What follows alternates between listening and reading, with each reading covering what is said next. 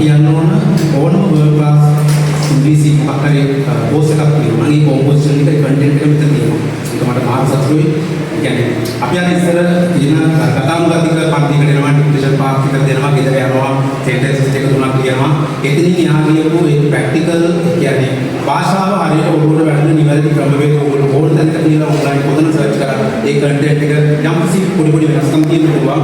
එයාගත් අදුපු විදිය වෙන්න පුළුවන්. මේ ළමයිගේ ඒ ගැප් එක බලලා මොනවද අඩුපාඩු කියන විදිය බලලා අදුපු විදිය වෙන්න පුළුවන්. හැබැයි මට 100% විශ්වාස කරන්න පුළුවන් ඒ කන්ටෙන්ට් එක මම කියනවා. කියන්නේ අඩුපාඩුවක් කියන්නේ නැහැ සර්. මම දන්න විදියට හරියටම හරි ඕගොල්ලෝගේ අඩුපාඩු දිහා බලලා ඒ විදිහට හදපු කන්සෙප්ට් එකක්. ඉතින් ඇත්තටම සතුටුයි මම පුද්ගලිකව තාත්තෙක් විදියට මගේ දරුවා මෙතනට ගේන්න ලැබිච්ච එක ලොකු ජයග්‍රහණයක් විදියට මම දකිනවා. නැත්නම් අපි ඒ දවස්වල ඒ කාපු පට්ට ඉංග්‍රීසි වෙනුවෙන් මම දන්නවා අපේ ළමයි ඉගෙනනවාමයි. හැබැයි ඒක සමහර දවස්වල මට බැරි දවස්වල ඉන්න පුතේ කොම් බෑ අහන්න එනවා පන්තියට. ඒ අතින් දරුවෝ ඇත්තටම මගේ දරුවෝ හොඳට ඉන්නවා කියලා සර්ට පින් සිද්ධ වෙන්න ටීචර් පින් සිද්ධ වෙන්න දරුවෝ හොඳට ටීම් එක ගැන අහන්න සතුටුයි. සර් ගැන කියන්න ඕන දිනුක සර් නිසා තමයි අපි ඇත්තටම මේ ක්ලාස් එක ගැන දැනගත්තේ. අද දරුවෝ ඉන්න තත්ත්වය ගැන දිනුක සර්ට පින් සිද්ධ වෙනවා අපේ දරුවෝ මේ තත්ත්වයට එන්න මම පාඩක දුන්නට. හරියට ආඩම්බරයි දරුවෝ ගැන. ඒ කියන්නේ හිතනවට වඩා ලොකු දියුණුවක් තියෙනවා සර්. ඇත්තටම මේ ගැන ගොඩක් සතුටුයි ඉංග්‍රීසි භාෂාව ගැන හසු වෙන්නේ.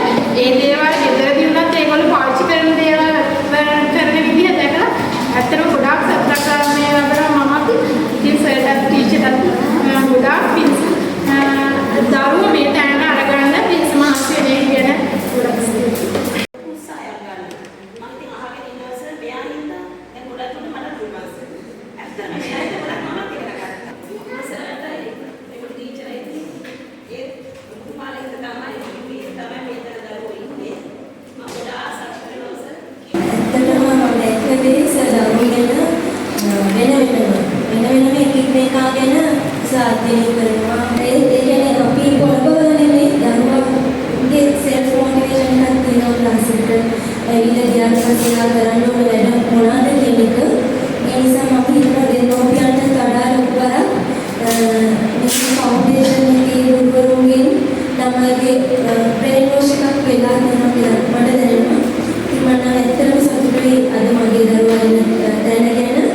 මොකද අපි ඉස්කෝලේ කාලේ ප්‍රොෆෙෂනල් කියෝ වගේ අපි ඉස්කෝලේ ඉංග්‍රීසි වලට අපි මුල් තැන හිටියා. ඒ ඉංග්‍රීසි ඒ උනන්ට අපි ඉගෙනගත්තේ පෙළ කොටස. මේ අපි මම හිතන්නේ එයාලට වචන ඉරායාසයෙන් කටට එන්න කතා කරන්න අපිට වගේ මිනිස්සු හිතා කතා කරන්න අවශ්‍යතාවයක් නැහැ.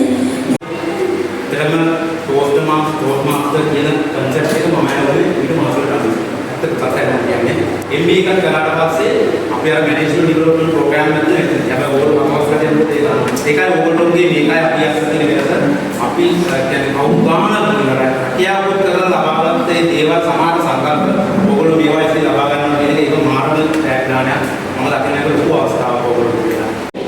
මම මේ පන්ති ග්‍රාමයේ යොමු කරේ මගේ ජීවිතයේ ඒක අවස්ථාවේදී මට මුණ දෙන්න වෙච්ච සමහර ගැටලුත් එක්ක මම කැම්පස් එකේ ඉන්න කාලේ වුණත් අපි සමහරවිට ලෙක්චරර්ස් එක්ක කතා කරන්න යන්න ඉංග්‍රීසියෙන් කතා කරන්න දෙන්නේ. ඉතින් ඒ වගේ ඉස්ලාම් ප්‍රයිවට් කම්පැනි ජොබ් එකේ ගියා ඉන්ටර්විව් ඉංග්‍රීසි මීඩියම් වලින් මට එතන ජොබ් ජොබ් එක මිස් වුණා. ඒ අපේ ඉංග්‍රීසි කොලෙජ් එක ගන්න.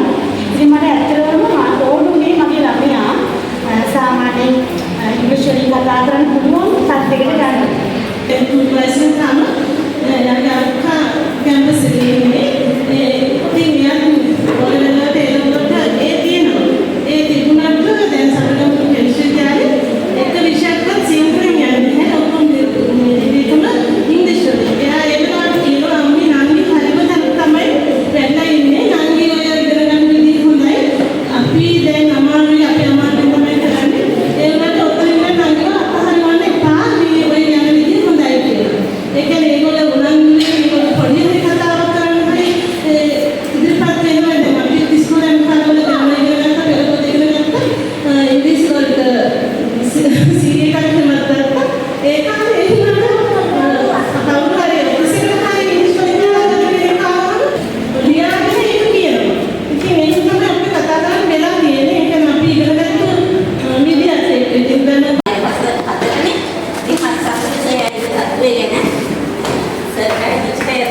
ගොඩක් මේ